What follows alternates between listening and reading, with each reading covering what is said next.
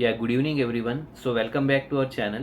So today in this session we are going to discuss about one of the most important historical concept of India. So that is about the civilization. So దాన్ని మనం Indus valley civilization the most important concept. So దీన్నే మనం తెలుగులో సింధు నాగరికత లేదా హరప్ప నాగరికత అని కూడా అంటూ ఉంటాం.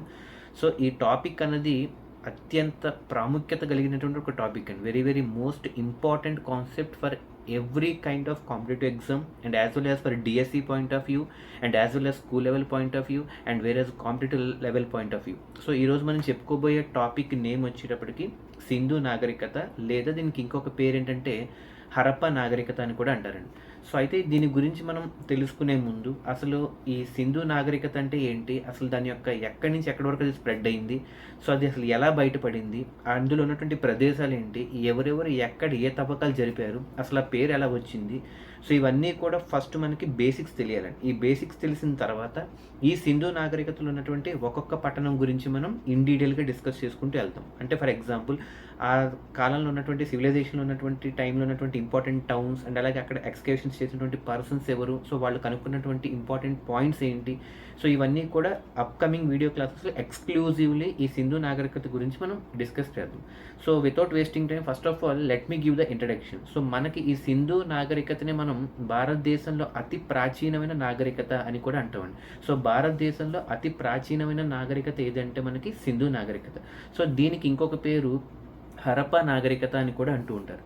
అయితే ఇది మన దేశంలో మనకి అసలు ఎలా బయటపడింది అంటే సుమారుగా 1920 సంవత్సరంలో బ్రిటిష్ కాలంలో ఉన్నప్పుడు, అంటే బ్రిటిష్ ప్రభుత్వం వాళ్ళు రైల్వే లైన్స్ అంటే వాయు భారతదేశంలో అంటే నార్త్ వెస్ట్ ఇండియాలో ఈ బ్రిటిష్ ప్రభుత్వం వాళ్ళు రైల్వే లైన్స్ నిర్మిస్తున్నప్పుడు దాదాపుగా 1920 సంవత్సరంలో సో అక్కడ తవ్వకాలు జరుపుతున్నప్పుడు బయటపడిందే మనకి ఈ సింధు నాగరికత.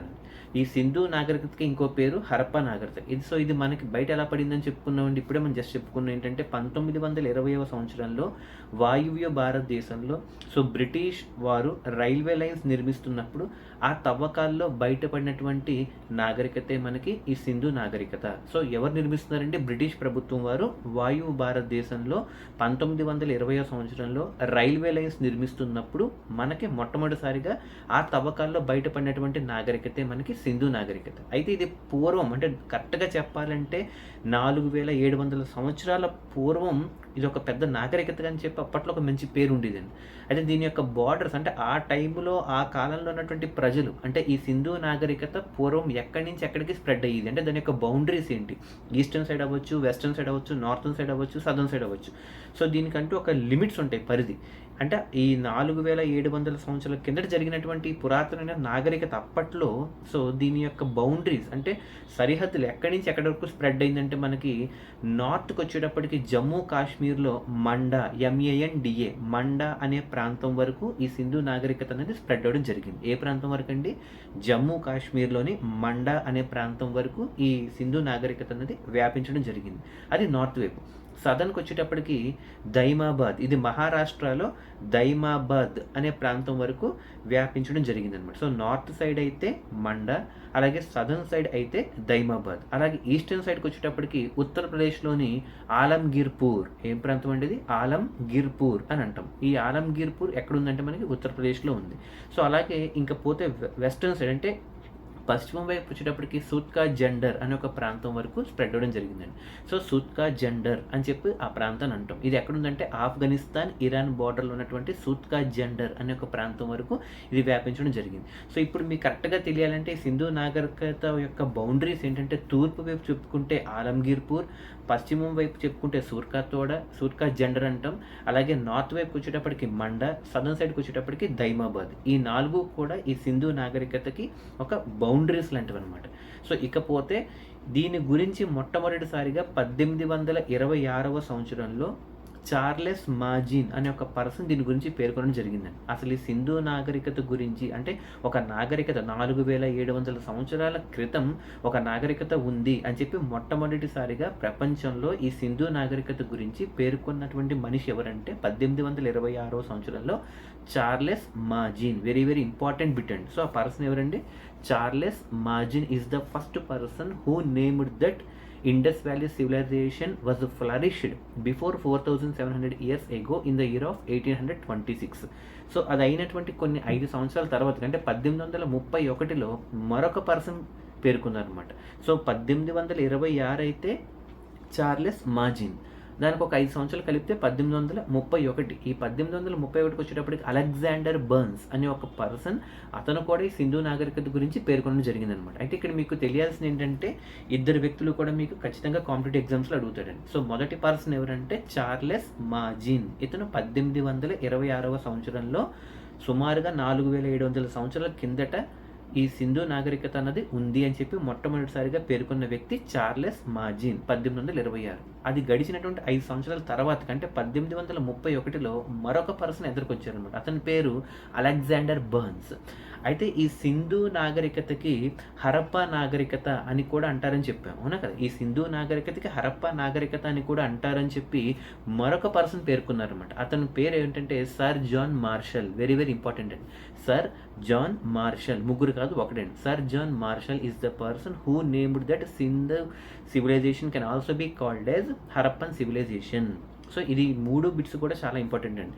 సో ఫస్ట్ వ్యక్తి అయితే చార్లెస్ మాజిన్, రెండో వ్యక్తి ఎవరంటే అలెగ్జాండర్ బర్న్స్, ఇకపోతే మూడో వ్యక్తి ఎవరంటే సర్ జాన్ మార్షల్. ఇతని యొక్క స్పెషాలిటీ ఏంటంటే సింధు నాగరికతని హరప్పా నాగరికత అని కూడా అంటారని చెప్పి పేర్కొన్నటువంటి వ్యక్తి అనమాట. అయితే ఇప్పటి వరకు మనం చెప్పుకున్నటువంటి దానిలో బేసిక్ ఇంట్రడక్షన్ మనకి ఏం తెలిసిందంటే ఈ సింధు నాగరికతనే మరొక పేరు హరప్పా నాగరికత అంటారని తెలిసింది. అలాగే ఇది సుమారుగా 4700 సంవత్సరాల కిందట మన భారతదేశ ఉపఖండంలో జరిగినటువంటి ఒక ఇంపార్టెంట్ నాగరికత, one of the most important civilization that has been flourished nearly 4700 years ago in the subcontinent of our country India. Okay, and దీని మీద పరిశోధన జరిపి మొట్టమొదటిసారిగా చార్లెస్ మాజిన్ అనే ఒక పర్సన్ 1826లో for the first time he is the person who named that Indus valley civilization. And again in 1831 Alexander Burnes he also named the Indus valley civilization. But finally Sir John Marshall is the person who named that Indus Valley civilization as the Harappan civilization. And coming to the boundaries of this Indus Valley civilization కి boundaries ఎక్కడెక్కడ చెప్పుకున్నామండి. Eastern సైడ్కి వచ్చేటప్పటికి Alamgirpur, western సైడ్కి వచ్చేటప్పటికి Sutkagendor which is located in Afghan and Iran border. And coming to the northern direction up to Manda in Jammu and Kashmir, and coming to southern direction it was spread up to Daimabad in Maharashtra. And ఇకపోతే ఈ హరప్పా నాగరికత జరుగుతున్నప్పుడు important towns ఏవేవి ఉన్నాయి అంటే ఏ towns, ఏ sites, ఏ places ఈ సింధు నాగరికత కిందకు వస్తాయంటే మనకి చాలా చాలా ఇంపార్టెంట్ టౌన్స్ ఉంటాయండి. సో ఒక్కొక్క టౌన్ గురించి మనం నెక్స్ట్ క్లాస్లో ఒక్కొక్క దాని గురించి పట్టుకుందాం. ఇకపోతే అసలు టౌన్స్ ఏమేమి ఉంటాయో ఒకసారి మీకు అవుట్లైన్స్ చెప్తాను. సో ఫస్ట్ వన్ హరప్పా అండి. సో ఫస్ట్ టౌన్ ఏమంటాం హరప్పా, సెకండ్ది Mohenjodaro, third one Chanhudaro, fourth one Dholavira. మళ్ళీ చెప్తున్నాను చూడండి, first one Harappa and second one Mohenjodaro, third one Chanhudaro, fourth one Dholavira. Okay, ఈ 4 ఒక ఆర్డర్ హరప్పా, మొహంజిదారో, చాన్హుదారో, డోలావీరా. ఇకపోతే ఐదోది కాళీబంగన్. ఓకే, ఏమంటాను 5వ ప్లేస్ ఏంటంటే కాళీబంగన్. అండ్ అలాగే 6వ ప్లేస్ లోథల్. ఓకే, ఇది మనకి గుజరాత్లో ఉందండి. So Kalibangan, Lothal, Amri, Banawali, Rangpur, Sutkagendor, Surkotada. So ఇలాగ మనకి డిఫరెంట్ ప్లేసెస్ అనేవి మనకి సింధు నాగరికతలో వస్తాయండి. సో మళ్ళీ చెప్తున్నాను Harappa, Mohenjodaro, Chanhudaro, Dholavira, Kalibangan, Lothal, okay, Banawali, Amri, Rangpur and etc. So these are the important towns that were flourished during the time of Indus Valley civilization.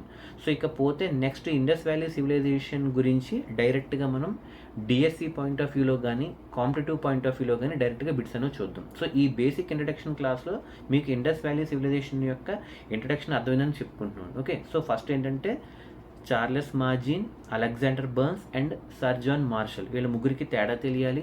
అలాగే ఇండస్ వ్యాలీ సివిలైజేషన్ యొక్క సరిహద్దులు ఈస్ట్, వెస్ట్, నార్త్, సౌత్ ఎక్కడెక్కడ వరకు స్ప్రెడ్ అయిందో తెలియాలి. అండ్ అలాగే సుమారు ఎన్ని సంవత్సరాల కిందట ఇది జరిగింది, వ్యాపించిందని మనకు తెలియాలి. అలాగే ఇప్పుడు చెప్పుకున్నట్టుగా కొన్ని important places, sites Harappa, Mohenjodaro, Chanhudaro, Dholavira, Kalibangan, Lothal, Surkotada, Sutkagendor, అలాగే రంగపూర్, ఇలా మనకి డిఫరెంట్ సైట్స్ అనేవి ఉంటాయి అనమాట. సో ఇవన్నీ కూడా మనకి రాబోయే క్లాసెస్లో మనం డిస్కస్ చేద్దాం. So I request every one to please give special importance to all these classes. Okay, thank you, have a nice day, good evening.